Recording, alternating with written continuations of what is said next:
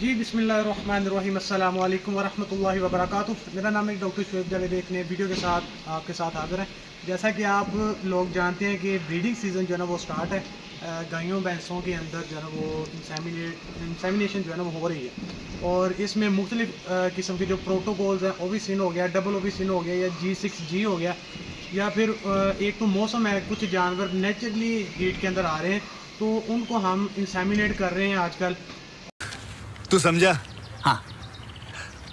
नहीं, तू समझा नहीं। और उसके बाद हमारे यहाँ जो मसला सबसे ज़्यादा आ रहा है वो रिपीट जो एनिमल्स होते हैं उनका आ रहा है। बहुत ज़्यादा जानवर जो है ना वो बार बार रिपीट होते हैं, तकरीबन 2 से 3 दफ़ा वो स्ट्रा जो है ना वो ले जाते हैं।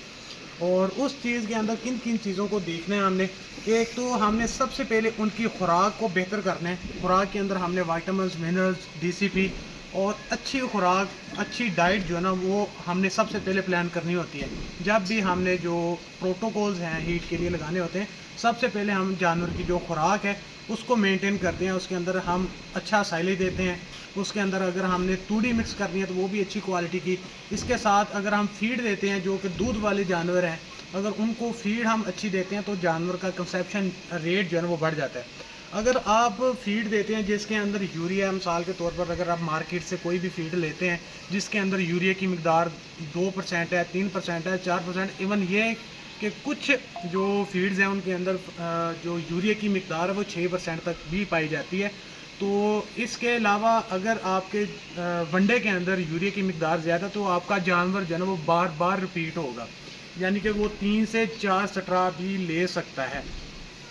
इसके अलावा अगर आप वंडा देते हैं और साथ में डाइट भी अच्छी नहीं देते, जो कि आपका साइलेज है, तूड़ी है, या फिर आप ग्रीन फोल्डर जो है ना वो इस्तेमाल कर रहे हैं, तो उसके साथ भी आपके बहुत सारे मसले मसाइल जो है ना वो आ सकते हैं। उसके अंदर सबसे पहले तो आपका जानवर बार बार रिपीट होगा। उसके साथ ही आपके जानवर को साड़ू जो है ना वो आ गया, 10 दिन के बाद फिर वो जानवर को साड़ू आ रहा है। तो ये चीज़ें जो है ना वो आपके जानवरों में आती रहती हैं। तो इसमें आपने करना क्या है, आपने सबसे पहले अपनी जो वंडा डालते हैं, फीड डालते हैं, उसका आपने टेस्ट करवाना है। अफ्लाटॉक्सिन के उसके टेस्ट करवा लें, डॉन एंड जोन।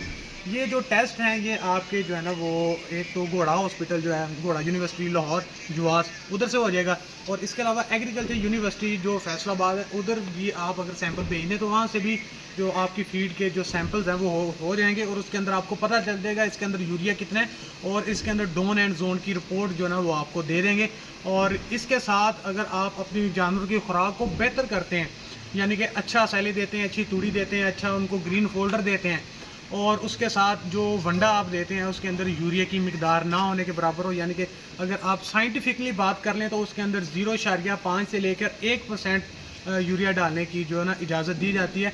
अगर तो वो आप डालते हैं तो उसके साथ भी आपका जो कंसेप्शन रेट जो है ना वो बेहतर आ सकता है, बहुत बेहतर आ सकता है। तो आज सबसे ज़रूरी चीज़ ये है कि आपने अपने जानवर की खुराक को और अपना जो वंडा इस्तेमाल कर रहे हैं वो उसको आपने सबसे पहले बेहतर करना है। यानी कि अगर ओवरऑल मार्केट का देखा जाए तो मेरे ख्याल से डेयरी लैब फीड आती है जिसके अंदर यूरिया की मिकदार जो है ना वो 22 नंबर जो उनका वंडा है उसके अंदर यूरिया की मिकदार जो है ना वो 0 है। तो उसके साथ एक तो जानवर की हेल्थ जो है ना वो बेहतर रहती है। नहीं तो अदरवाइज़ जो लोग यूरिया वाला वंडा इस्तेमाल करते हैं उसके साथ एक तो जानवर की जो हड्डी होती है वो कैल्शियम की बनी होती है। जब आप यूरिया वाली खुराक जानवर को देंगे, एक तो उसकी हड्डियां जो है ना वो भी कमज़ोर होना शुरू हो जाएंगी, जानवर का जो स्ट्रक्चर है वो पिचकना शुरू हो जाएगा, यानी कि उसकी पसलियां, रिब्स जो है ना वो उसकी नज़र आना शुरू हो जाएंगी। इसके अलावा जानवर को साड़ू जो है ना वो बहुत ज़्यादा आएगा। जानवर का अगर आप वंडा शुरू करते हैं यूरिया वाला तो यकदम जानवर बूस्ट कर जाता है मिल्क को, और जब आप उसको ख़त्म करते हैं तो फिर जो है ना वो जानवर आहिस्ता आहिस्ता आपका कमज़ोर होना शुरू हो जाता है, जानवर आपका रिपीट होना शुरू हो जाता है। जानवर इवन ये कि आपके जानवर की जो आंखें हैं वो भी बाहर की तरफ निकलना शुरू हो जाती हैं या फिर पिचक जाती हैं अंदर की तरफ। और उसके साथ आपको एक तो दूध का भी नुकसान होगा, आपका जानवर बार बार रिपीट होगा उसका भी नुकसान होगा, और जानवर की जो हेल्थ मेंटेनेंस होती है उसका भी नुकसान होगा। अगर आप उसको दोबारा फिर रिपेयरिंग की तरफ जाते हैं तो एक काफ़ी अरसे का जो टाइम है वो आपको दरकार होता है। तो इसके लिए आपने करना ये है कि अच्छी खुराक डालें, 22 नंबर डालें डेयरी लैक का, मेरे हिसाब से तो वो मार्केट के अंदर आ रहा है जो कि जिसके रिजल्ट्स बेहतर हैं।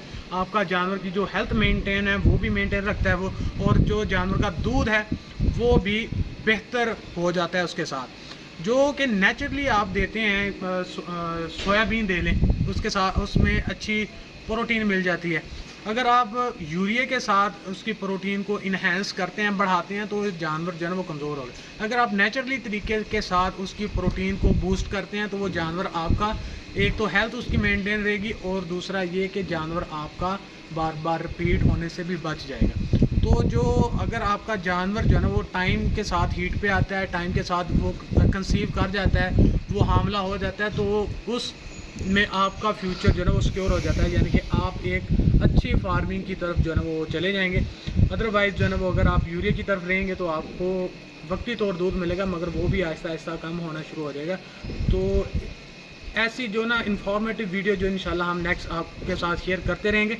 आज के लिए फिलहाल इतना ही। आपकी तरह मैं भी मायूस हूँ, लेकिन उम्मीद पर दुनिया कायम है। दिल दुखा है लेकिन टूटा तो नहीं है, और उम्मीद का दामन छूटा तो नहीं है। इसलिए आज के लिए इतना ही। और आज तक के लिए इतना ही। दुआ में याद रखें, 5 वक्त नमाज अदा करें। अल्लाह हाफिज़।